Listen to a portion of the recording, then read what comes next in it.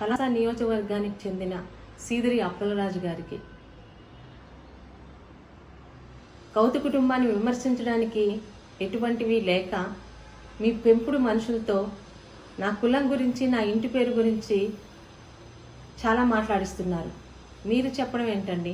నేనే చెప్తున్నాను. నా తండ్రిది శ్రీకాకుళం జిల్లా, నా తల్లిది కడప జిల్లా, నేను చదువుకున్నది విశాఖపట్నం జిల్లా, నా అత్తగారిది ప్రకాశం జిల్లా, నా చెల్లెలికి ఇచ్చింది గోదావరి జిల్లా, మా మేనత్త గారికి ఇచ్చింది నెల్లూరు జిల్లా. ఇలాగ 2 రాష్ట్రాల్లోనున్న అన్ని జిల్లాలతో నాకు అనుబంధం ఉంది. గౌతు శిరీష ఇంటి పేరు గౌతు శిరీష కాదు, యాలగడ్డ శిరీష, ప్రకాశం జిల్లా వాసి అని, పాడిందే పాడరా పాచిపల్ల దాసరి అని మీ పెంపుడు మనుషులతో ఒకటే మాట్లాడిస్తున్నారు. నా తాత సర్దార్ గౌతు లచ్చన్న సోంపేట నియోజకవర్గానికి 5 సార్లు ఎమ్మెల్యే. నా తండ్రి గౌతు శ్యామసుందర శివాజీ 6 సార్లు ఎమ్మెల్యే. నా పేరు గౌతు శిరీష. నేను బీసీ అమ్మాయిని, కమ్మవారి కోడల్ని. నా భర్త పేరు యార్లగడ్డ వెంకన్న చౌదరి. అయినా కులాల గురించి మీరు మాట్లాడడం చాలా నవ్వొస్తుందండి.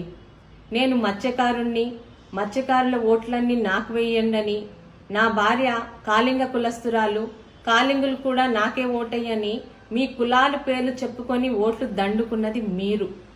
ఏ రోజు కుల ప్రసక్తి లేకుండా మీకు తెలిసే ఉంటుంది. మా కులం అన్నది శ్రీకాకుళం జిల్లాలో ఉన్న పలాస నియోజకవర్గంలో లేదు. ఉన్న 1-2% మాత్రమే ఉంది.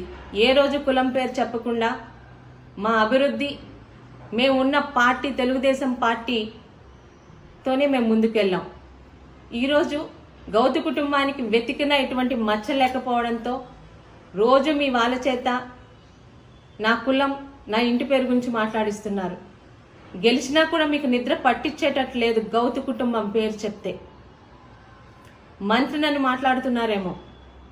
మీకు తెలిసే ఉంటుంది, 30 సంవత్సరాల క్రితమే మా తాతగారు ఒకేసారి ఎంపీగా ఎమ్మెల్యేగా గెలిచి తన గురువు గారైన రంగా గారు ఎంపీగా ఓడిపోయారన్న బాధతో కమ్మ కులస్తుడైన రంగా గారిని శ్రీకాకుళం తీసుకొచ్చి శ్రీకాకుళం ప్రజల చేతే ఎంపీగా చేసి ఆయన్ని లోక్సభకి పంపించిన ఘనత నా కుటుంబాంది.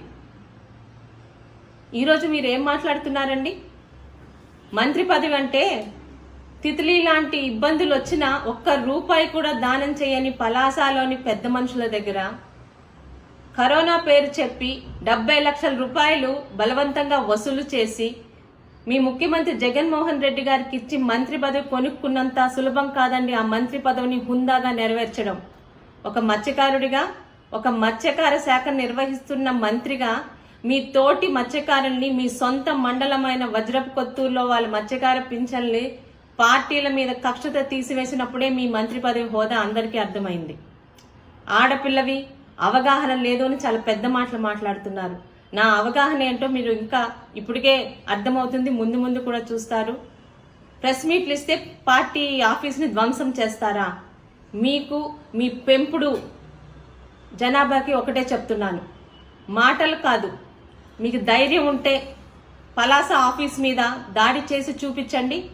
ఆడపిల్లని అధికారంలో కూడా లేను, ఎటువంటి సెక్యూరిటీ లేకుండా ఒక్కదాన్నే తిరుగుతున్నాను. గాలికి గెలిచారు, ఆ గాలికి మళ్ళీ కొట్టుకోపోకుండా చూసుకోండి.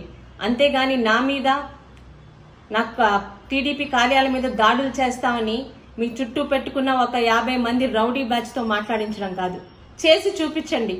రాష్ట్రం మొత్తం మీద పలాసాని, అప్పలరాజు గారిని, రాష్ట్రం మొత్తం అందరినీ మీ వైపు తిప్పించకపోతే అప్పుడు చూద్దురు. రాజకీయంలో చేస్తున్నారు, రాజకీయం చేయండి. అంతేగాని ఇంకా అటువంటి పేటీఎం బ్యాచ్ని పెట్టి నా మీద విమర్శలు చేయించడం కాదు. మీరు వాగమన్నట్టల్లా వాగే ఆ పేటీఎం బ్యాచ్కి, రోడ్డు మీద అరిచే 4 కాళ్ళ జంతువులకి ఎటువంటి తేడా లేదు నా దృష్టిలో. అర్థమవుతుంది అనుకుంటాను అప్పలరాజు గారు. ఉంటానండి.